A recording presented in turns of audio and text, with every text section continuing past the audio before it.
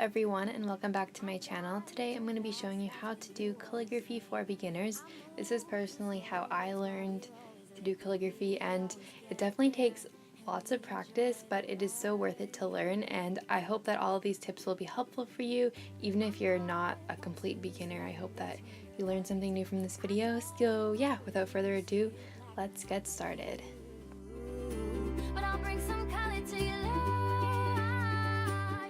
So just to start out, if you're not completely sure what calligraphy is, here you go. So this first one that I'm doing is just with a basic fine liner. This is just like nice handwriting, cursive. So I just wrote hello for all of my examples just so you could kind of compare them.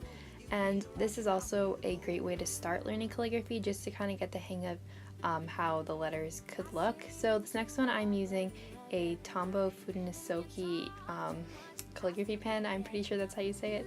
Not sure, but as you can see, for every single downstroke, the lines are thicker and then the upstrokes are thinner. So this is kind of, in short sense, like what calligraphy is. This pen has definitely a thinner tip, so it's not as prominent as this next one, which is the Tombow brush tip pen. So as you can see, my upstrokes are thinner and my downstrokes are thicker.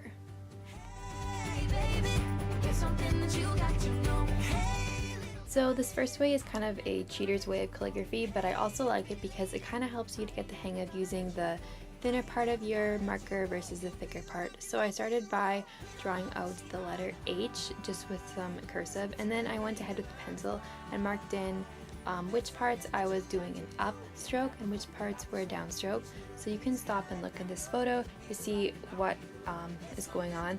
And if you really think about it, the part where when you're writing your letter, it's going to make a lot more sense. So every time that there's a downstroke, I went ahead and thickened that with the side part of my marker. So if you look at your marker, I'm just using a Crayola super tip here. If I use just the point of it, I get a thinner stroke, and then if I use the side, I get a thicker. So the variation in thicknesses is what's going to create for calligraphy.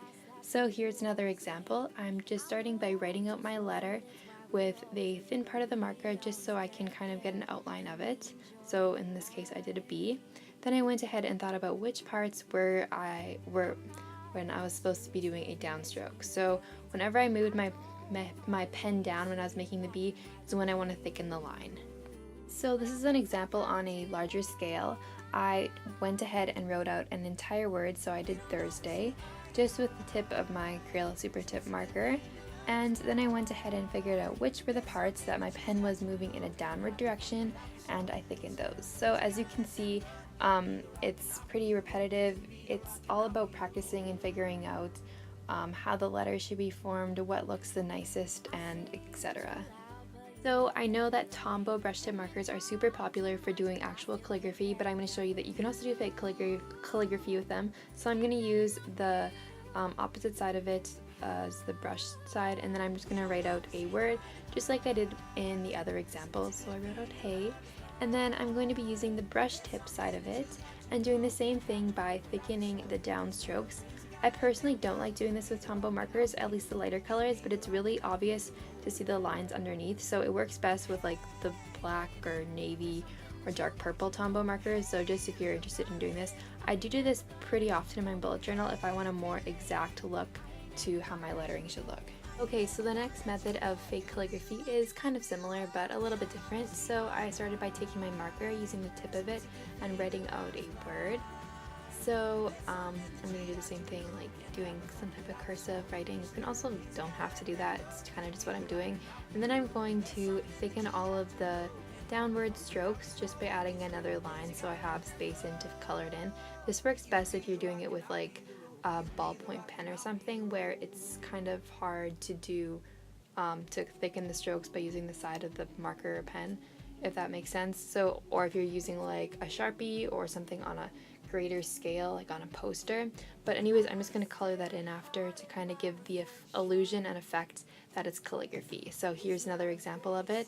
I wrote out my word, and then I went ahead and made all of the downstrokes thicker. This is also a great way to get the effect of calligraphy if you don't have the supplies to do so. So if you just have a ballpoint pen, you can still create beautiful looking calligraphy even though it's not actually real, but it still looks like it, and which I think is awesome. So you can do this with really limited supplies. So as you can see over here, I'm doing it with pencils. So I wrote out my word, which is pencil. How original of me. And I then went ahead and thickened the downstroke lines.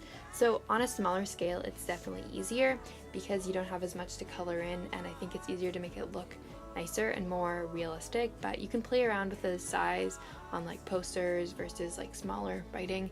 So yeah. I get lost in your affection. I see an ocean in your eyes. Okay, so now on to actual real calligraphy. In this first example, I'm using a Tombow brush tip pen. So pretty much it's all about how you hold your pen. You want it to be in like a uprightish, tilted kind of motion so that you can go from being on the tip of the marker to the side to get the variance in thicknesses of lines. So this next example, I'm using a Crayola Super Tip. So as you can see, when I'm going down, I have to press the marker harder on the paper. I would recommend to use a Tombow brush marker over a Crayola Super Tip, as I find doing calligraphy with Crayola Super Tips kind of wrecks the point of the marker just because it's not really meant for calligraphy. But I mean, if that's the only marker you have, go for it, use it. It's not horrible for it, just be aware that it will wear out pretty quickly, because as you can see, this Tombow brush marker has a flexible tip, so that because it is meant for calligraphy. So here's an example of a letter I'm doing, or sorry, just a line. My upstrokes are going to be thinner because I'm not pressing as hard and I'm using mostly the point. And then when I go down, I'm pressing harder so that the nib of the pen or the marker kind of folds so it can create more surface area on the stroke. So here I'm doing a letter. It's the same thing as before. You can start by sketching out your letter or word first just to kind of get the hang of the motion that you want to create. So whenever you go up, you are not going to press as hard on your pen, and then when you go down, you're going to press harder so that you have a thicker line and more surface area of marker. So here I am writing another word with my marker, and this is not sped up at all, so this is the real time. And as you get better, you're going to get more faster and fluent at doing calligraphy. I'm still working on that, so just take your time for now. You want to go at a speed where it's still like you can control it, but also you don't want to go too slow where it looks choppy and not super flowy. So here's the same word that I did with my my Crayola Super Tip. As you can see, the calligraphy isn't bad. I just think that it looks better with the Tombow, so it's really up to you. And the Crayola Super Tips are a lot cheaper, so choose what you want. It will look good and like it will end up looking pretty similar. So here I am sketching out a word, which is another way to make it easier so you don't have to focus on so many things of holding your pen right, to the thick strokes going down, thin going up. This way you can just focus on how you're holding the marker, the thick and thin strokes, and not the form of the actual word, which is something that you can practice before you put the two together. So here's some more examples of how to add some more interest to your calligraphy. So this first one, I'm just writing orange, and I'm keeping the base line of it pretty similar and straight. And then on the second one, I'm adding some variance to the heights of where the letters end and start. So it makes it a little bit more whimsical and more interesting, I guess. So as you can see, the first one, the bottom is pretty much straight, and the second one goes up and down.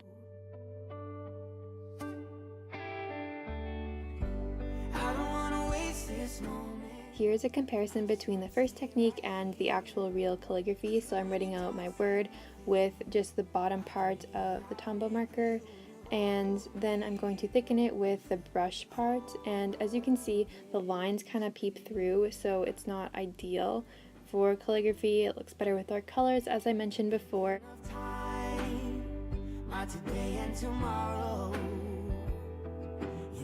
And here is the actual calligraphy with the Tombows. I think it looks a whole lot more uniform, and I just like the texture that the markers have when they're used in the right way, I guess. And then here I'm doing the same thing with a Crayola Super Tip, and I think this technique works a lot better with them just because they are more opaque compared to the Tombos, so I just wrote teal like that, and I think it looks pretty good. And then I wrote it with more of a calligraphy technique, and I think they do look pretty similar. So here's just some more examples of some calligraphy. These are all in real time and not sped up, so you can see kind of the pace that I'm going at. So as you get better, you're going to get faster, and it'll be a lot easier to make everything flow better and more smooth and uniform. But yeah. So thank you guys so much for watching. I hope this video was helpful and you learned something new from it.